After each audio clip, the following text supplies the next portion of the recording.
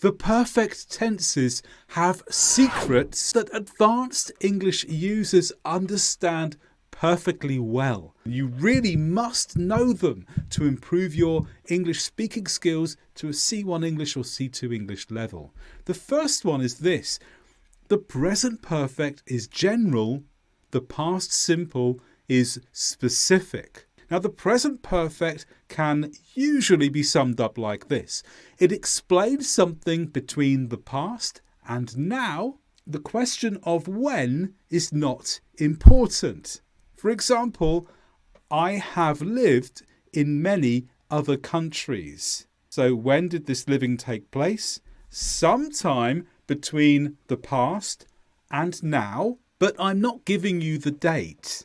It's not important for me to tell you when. If I want to do that, I will use the past simple. I lived in Barcelona in 2005. So here, lived is the past simple.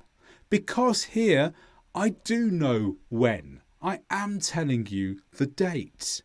And I could also say I lived in Porto between 2007 and 2009. But notice what happened here. In the first sentence, I used the present perfect. I have lived in many other countries.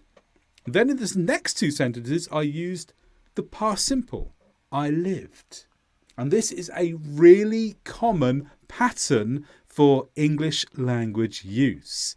If you're talking about the past, the present perfect introduces the story, but the past simple gives the specifics. Now, it's not a rule. You don't have to do this, but it's a very common thing that native English speakers do. Because when we introduce something, we like to be more general, setting the scene, giving the background. And then we go into the detailed information. And we usually follow it in that way if we're talking about events in the past. Secret number 2 is the present perfect is unfinished, but the past and future perfect can be either finished or unfinished. Let's look at why. Let's look at this girl who's studying here. And she says this, I have studied for the exam. We're being rather general here. We're not giving you a time that it happens. We're just saying that the studying happened sometime between the past and now. So the present perfect is fine here. And we also know because of this, it would be wrong to include a time phrase. So if I said I have studied for the exam earlier, that would be wrong because we are saying this is a finished activity in the past. Now it's not just between the past and now. Now it's all only in the past, connected, not connected to now, because it finished earlier. That's the present perfect. So you might think that the future perfect and the past perfect are the same. But let's have a look at them. If I make this past perfect, I say this. I had studied for the exam earlier. Is this okay? Yes, it is.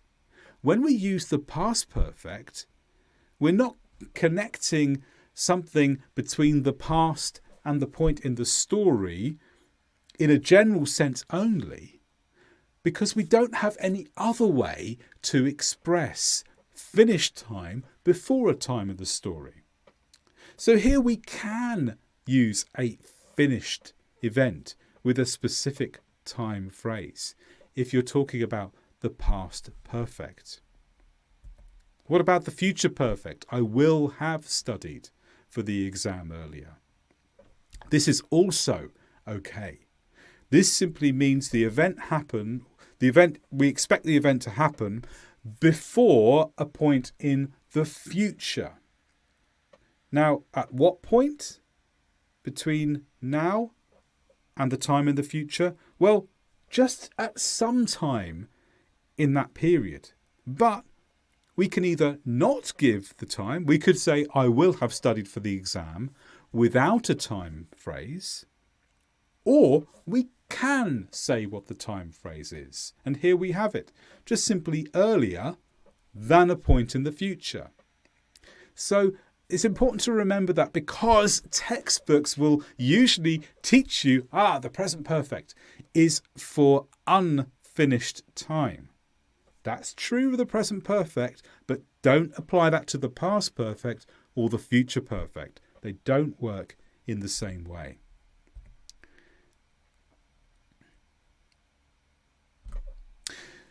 Secret number 3. The simple is for permanent, continuous is temporary. Here I'm going to compare the present perfect simple with the present perfect continuous. Look at the lady here in this picture. How do you think she feels? Well, it looks like this woman loves her job. Now, here's some extra information. She started the job in the year 2000. A long time ago. She's still there and she doesn't expect to leave. So when we describe this woman's situation, we can say this: I have worked here for 23 years. Here we use the present perfect simple. Remember that. We will come back to it. Now look at this man. This man hates his job. Now, he only started his job 2 weeks ago. He doesn't expect to stay in the job. Now, this man uses slightly different grammar. Instead, he says this: I have been working here for 2 weeks, but I am looking for another job. Now, I have been working is the present perfect continuous. We have to be followed by the verb in the ing form. So why the difference between the lady and the man? Well, the lady who says, I have worked here for 23 years, expects to stay in the job. In other words, for her, it's permanent. And if you want to give the sense that something is permanent and that it's not going to change, use the simple version. I have worked. But the man feels that it's temporary. It's only for a short time and it's going to change. So if it's not permanent, it's temporary, it's likely to change, choose to use the continuous form. I have been working. Those are some important secrets of the perfect tenses that are not often taught. And you can learn much more about advanced English grammar by going to my advanced English grammar course. The link is on Udemy in the description. Click on it, join the course, or follow some of the links that appear on the screen now.